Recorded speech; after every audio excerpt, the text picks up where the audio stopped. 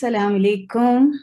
Gimme TV UK के साथ मैं शगुफ्ता गिमी आपकी खिदमत में हाजिर हूँ और जामियात में उर्दू तहकीक PhD के मकालों का तौज़ीही व तनकीदी जायज़ा का जो सिलसिला हमने शुरू किया हुआ है, आज उसमें एक नई यूनिवर्सिटी जो कि गुजरात की यूनिवर्सिटी है और उसका मकाला हम लेके आए हैं। सियाजी राव, महाराजा सियाजी राव यूनिवर्सिटी ऑफ बड़ौदा। तो जनाब ये जो महाराजा सियाजी राव यूनिवर्सिटी है उसका मकाला है और इसका जो है मकाला उसका नाम है वली, शख्सियत और फन। और मकाला निगार हैं मसीहुज़्ज़मा एच अंसारी, निगरान मकाला है डॉक्टर अनवर ज़हीर अंसारी। और उसका तारुफ कुछ इस तरह से है। वली के वफात के 300 साल बाद भी उनकी अजमत का सिक्का कायम है और कलाम वली की मकबूलियत का चिराग हनूज रोशन है। आज अगर उर्दू शेर व अदब से दिलचस्पी रखने वाला हर शख्स उनके कलाम का दिलदादा है तो उसकी वजह ये रही है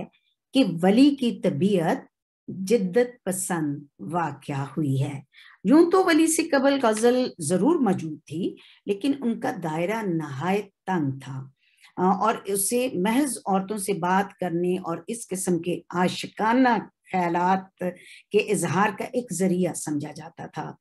चुनांचे उस जमाने में उर्दू गजल आमतौर से खवातीन के हुस्न व जमाल, नाज़ो अदा, अटकेलियाँ, इकरार व इनकार, वसल और जिन्स जैसे खारजी मौज़ूआत के बयानात तक महदूद थी। ये वली का ही कारनामा था कि उन्होंने अपनी जिद्दत पसंद तबीयत से गजल में नित नए तजुर्बात पेश किए और गजल को खारजियत और नस्वानियत की बेलुत्फी के सहर से आजाद कर कर उसका दामन इतना वसी कर दिया कि हर तरह के ख्यालात की गुंजाइश पैदा हो गई। और यूं वली ने गजल को जदीद जबान और पैराया इजहार के नित नए तरीकों से मालामाल कर दिया। और अगर देखा जाए वली पहले शायर हैं जिन्होंने अपनी गजलों में एक नई जुबान इस्तेमाल की। वली का ये लिसानी तजुर्बा बड़ा ही कामयाब रहा है क्योंकि वली ने उस जमाने के बदलते हुए सियासी हालात को मद्दे नजर रखकर अपनी शायरी में दक्कनी और अजमी रवायात के इंजमाम से एक नई जुबान पेश करने की कोशिश की और उर्दू गजल की दुनिया ही बदल दी। यही सबब है कि दिल्ली के अलावा हिंदुस्तान के दीगर शोरा भी वली की तरफ मुतवज्जो हो गए और उनके रंग में रंगे गए। यहाँ तक के कवालों, फकीरों और महफिल समा के लिए वली ही के कलाम का इंतखाब किया जाता। यूं वली के कलाम को देखकर ये ताज्जुब होता है कि ये जबान वली ने आज से तकरीबन 300 बरस पहले इस्तेमाल की थी, लेकिन आप वली की इस ज़हनी इख्तरा और लिसानी तजुर्बे का एहसास इस बात से कीजिए कि मौजूदा ज़माने में भी वली का कलाम पुराने तर्ज का मालूम नहीं होता, बल्कि इस बात का शिद्दत से एहसास होता है कि उनका कलाम मौजूदा दौर में ही कहा गया है। जनाबे वाली उर्दू के इस फखरिया शायर की अगर इस मकाले को जिसका हम आपके सामने तारुफ पेश कर रहे हैं उसके अबवाब देखे जाएं तो ये 6 अबवाब पर मुश्तमिल है। बाब अव्वल में वली के दौर के सियासी, समाजी और अदबी सूरत हाल का जायजा लिया गया है। बाब दोम में वली के अहमदाबाद, गुजरात में आने के असबाब के साथ उनके नाम,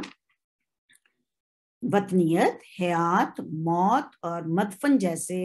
उन्वानात को ज़ेर बहस लाया गया है। और बाब सोम में वली से कबल दक्कन में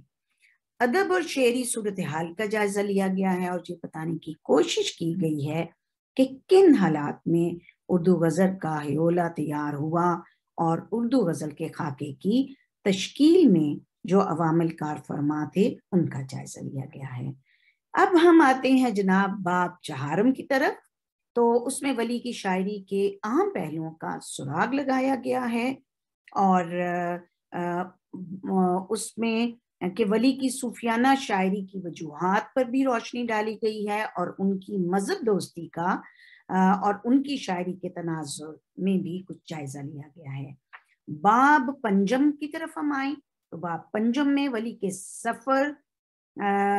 دہلی کو موضوع بحث بنایا گیا ہے، اور اس سفر کے اسباب اور وجوہات اس وقت کے حالات کی روشنی میں جائزہ لینے کی کوشش کی گئی ہے، اور اسی کے ساتھ ولی کے اس سفر دہلی کے متعلق اپنی آراء کو ثابت کرنے کے لیے مختلف دلائل سے حتی الامکان کوشش کی گئی ہے۔ اس باب میں ولی اور شاہ سعد اللہ گلشن کے عنوان سے ضمنی باب بھی شامل کیا گیا ہے، اور جیسا کہ ولی کی شاعری کے متعلق مشہور ہے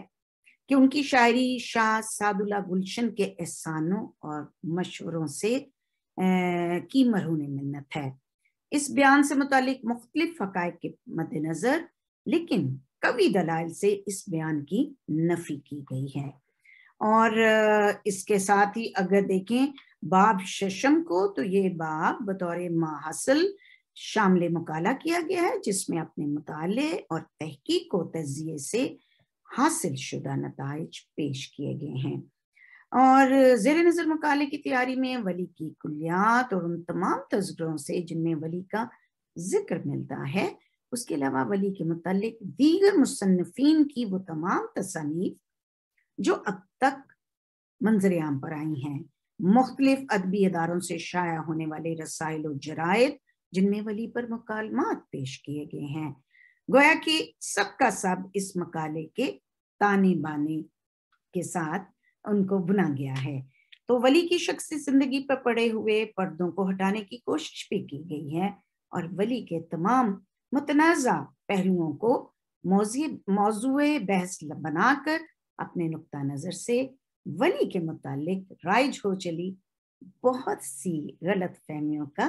ازالہ بھی کیا گیا ہے۔ تو جناب والا یہ تھا ہمارا آج کا مقالہ، اور جیسا کہ میں نے آپ کو بتایا ہے کہ آج کے بعد ہم آپ کو مہاراجہ سیاجی راؤ یونیورسٹی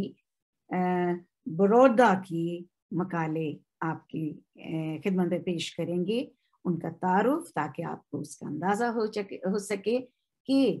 انڈیا گجرات میں کون کون سے مقالے چھپ چکے ہیں جن پہ پی ایچ ڈی یا امفل ہو چکا ہے، اور اس میں بھی اگین اگر آپ کو سافٹ کاپی چاہیے تو آپ کی میٹی ریویو کے سے رابطہ کر سکتے ہیں، اور اسی کے ساتھ اجازت دیجیے، اور چینل کو سبسکرائب کرنا،